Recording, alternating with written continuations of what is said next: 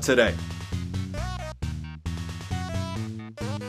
Welcome to another episode of Beat This Game Today. This is the first one of October 2014 here. We're gonna do a little bit of Ren and Stimpy. I don't know why, but I was kind of obsessed with this cartoon when it came out. And now even watching it as an adult, it's pretty crazy. I don't know, if you've never watched it, go back and watch it. But this is a pretty, I said it's solid. It's got its problems, but it's still a fun game. It's nothing you're gonna lose any sleep over, but I think it's enjoyable. It takes about like 10 to 15 minutes to beat it if you like kind of run it or just ran it and knew everything you needed to do here. The visuals are pretty good for the Genesis. The music is pretty good too. It fits. It's very true to the cartoon. I think they took a lot of cues from that. Interesting little things you'll see about this game, which I think give it a little more replay value. If I remember correctly, you can play this in two-player mode, which is kind of good and bad. It's tough to make these two work together. Secondly, no matter what you do, you're always going to have your partner with you because you need him to pull off various jumps and whatnot. And what's nice is you can switch characters back and forth, like if you want to use Stimpy or Ren, either one. I use Ren most of the time just because I find his moveset to be a little easier, but if you can use Stimpy, and I think there's times where one's better over the other, but I never really saw the need to switch back and forth. But it's like I said, it's kind of neat that they did that on this game.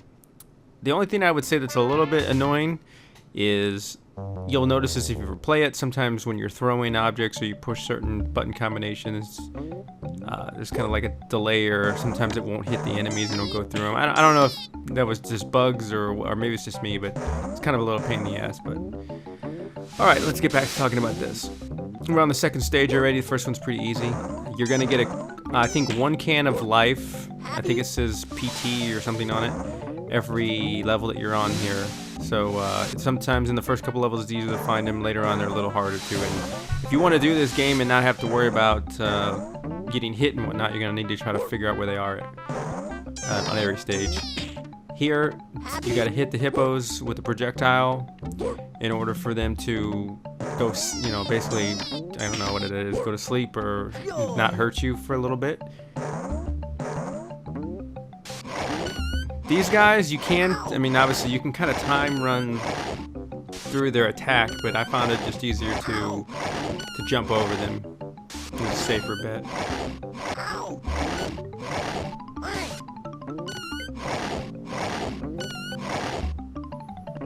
There's what I was talking about earlier with the life there. You're going to want to get those on every stage you go to. The monkeys, same way with the hippos. You get a little bit of a delay. If you hit them, they won't throw bananas or hurt you, so definitely going to want to do that. The jumping is weird in this game too. It's almost like if you jump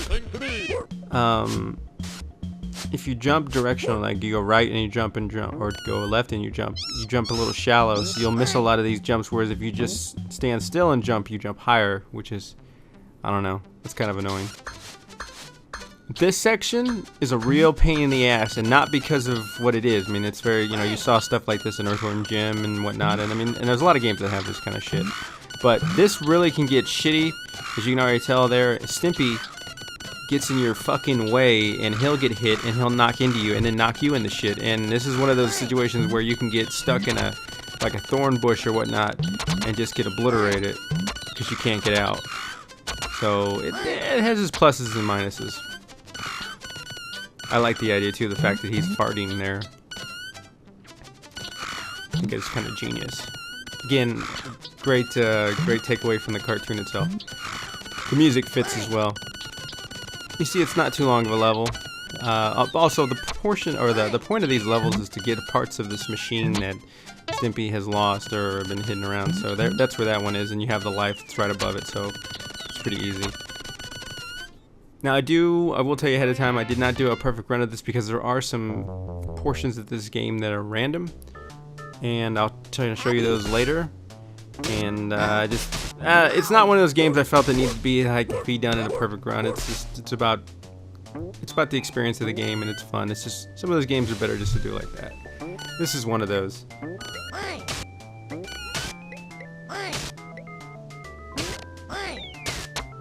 I'm kind of curious to what those old man things are that you keep picking up, the yellow symbols. I know they're on every stage. I'm just not sure what you get if you do get them. Oh, what is nice about this, you'll see here, or I just saw right there, if you can keep Stimpy in front of you, he will basically take the hits for you at any projectiles that are thrown, which is actually comes in handy a lot because you can kind of, because as you can see, he kind of runs a little bit ahead of you, so you can kind of force him into being like a shield, which is really nice.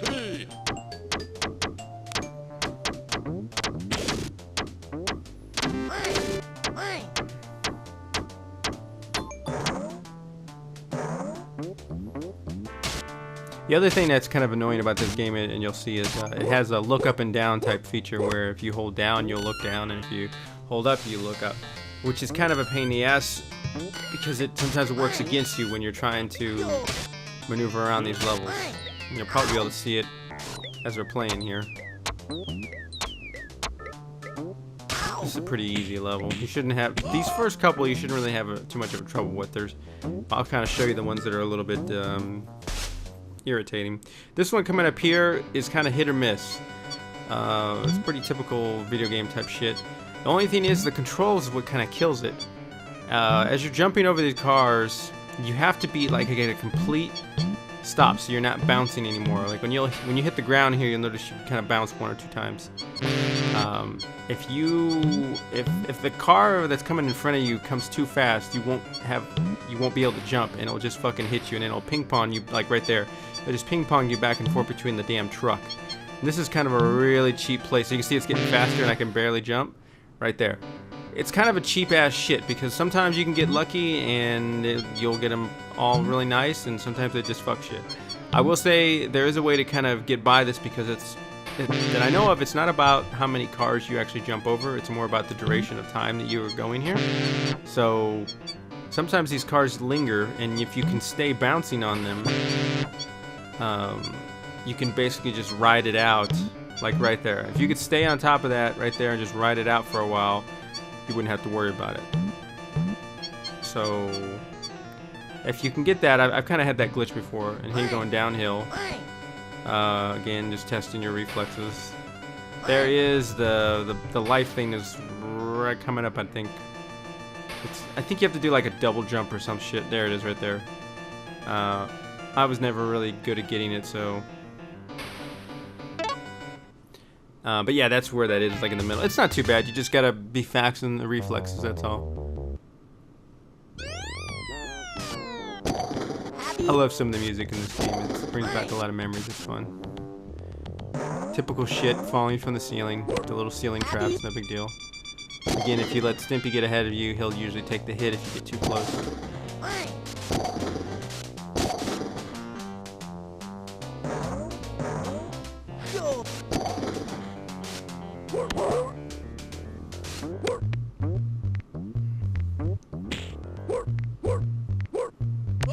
I think this was perfect for the Genesis. This definitely has Genesis type music.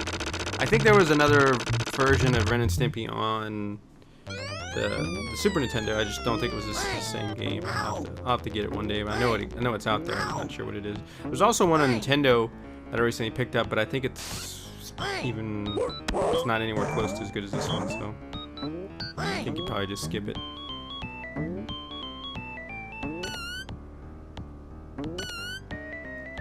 Okay, when you're climbing up this, just remember, just like anything else, you're gonna have a timed event kind of thing right there where the whatever the hell that is, sewage or acid drips down there, so you're gonna have to jump off at some point. Coming up here is a semi-difficult portion here of the game. You have to time these out so that you don't get hit by these swinging, I don't know, spiked balls, whatever. Just make sure everything else is timing out. See what I mean by when you push up and down, it's hard to get a glimpse of what's on the fucking screen, and that adds a whole new degree of difficulty. So I don't know if that was just bad programming or they did that on purpose. Either way, it's definitely kind of frustrating.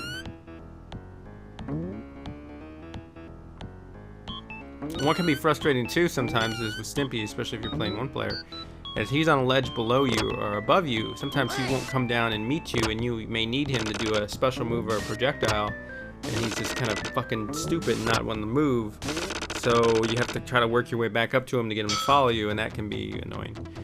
Here, You may think this may be some sort of great boss battle or whatnot. No, this all you have to do is dodge his attacks. It's a certain predetermined amount of time, and the item, the TV screen, will fall out and hit him, and that's it. So don't worry about hitting him. When I first got to this stage, I was throwing shit at him and rolling Stimpy at him and whatnot, and nothing worked. And until I looked it up and found out you just have to wait him out. So this is pretty easy. Only thing I would say is definitely get some distance and try to stay somewhat in the center of the ring, because if he can, or he will do a small jump sometimes. I'm not sure what triggers it. So, and that one you really can't run under and dodge. As long as you get him to the long ones, you can always run underneath them. See, I got an extra life right there. I think this game gives you like 1 or 2 continues as well, just in case you need them. There's also a difficult meter that you can go to in the options. I'm not really sure how much harder it is on the difficult setting. Again, another strange looking level, but I think it fits perfect. That's what blows my mind. If anyone who's from this age and remembers this cartoon, I mean, Beavis and Butthead, I understood it. It was on MTV. MTV was, you know, it had a reputation. It wasn't like a kid-friendly type place or kid-friendly type network, you know, when it was first out. So I understand that. But this game is, I mean, this fucking series was on Nickelodeon. And granted, it was on late at night, but still on Nickelodeon. And if you ever go back and watch those episodes and go, Jesus Christ, I can't even believe this was on a kids' network. So, there was a point in life when Nickelodeon was cool. As you can see, you lose Stimpy there, and it kind of comes slips down. But you can see you can force him into there, and he'll actually run into the rocks for you and destroy him. I think I die one more time here, somewhere. These, whatever the hell they are, hit me. It's like a monkey mixed with a chupacabra.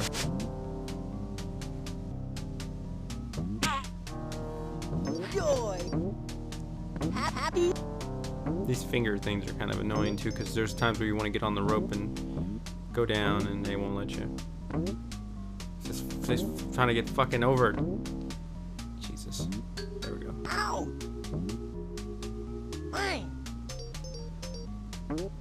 See what I mean? See this little that's what I'm talking about. See, Stimpy gets caught on this shit sometimes.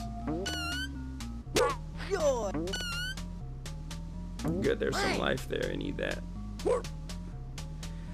Sometimes I think you get another can of life here. It just depends. But if you hang around it, it cycles through either rocks or items that you can get. So luckily you can fly above, but it's not going to help you if you get that life thing coming up. Here at the end is where you get the end of the level and the antennas, I guess. So you got one more stage here. Pretty gross, but pretty cool. Reminds me a lot of Wizards and Warriors. It's probably the first game I saw that had this type of a setup. Again, this can be kind of difficult if Stimpy falls off, because you're gonna have to wait for Toastman to bring him back up, and obviously if he's not fast enough, those green bubbles pop and you gotta start all the way at the bottom again. Definitely a better game to have, or a game to have 2 people with. And I'm pretty sure this is where I died. It wasn't the last level, it was this level.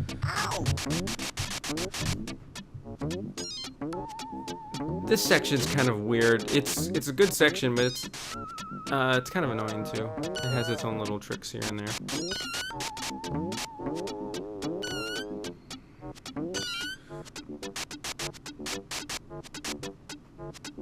Pretty much, as you can tell, the light bulbs are going to light up when they're on. They'll hurt you. When they're off, they don't.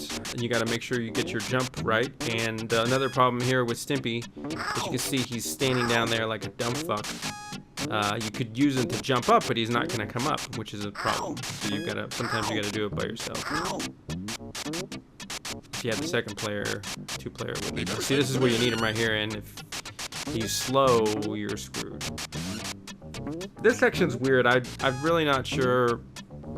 I think the further you go down, the faster they start off slow, recovering, and then once you get towards the bottom, they're really fast. I think you just have to time it. See what I mean? This is bullshit. Whatever. We'll do it again.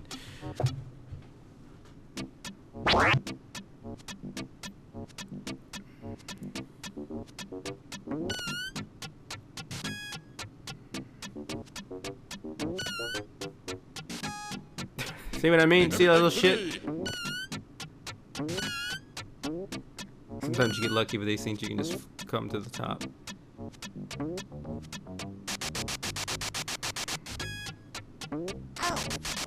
God damn it.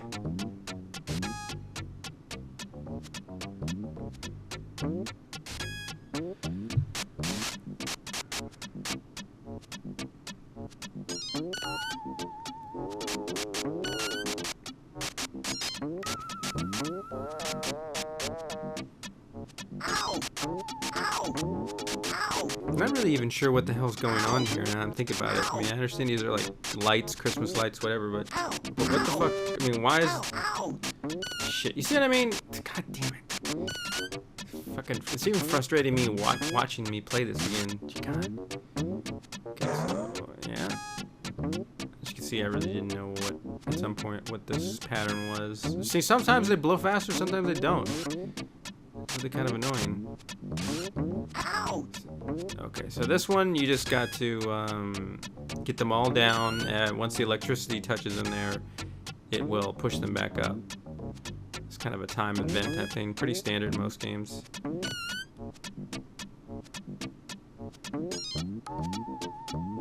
We got it.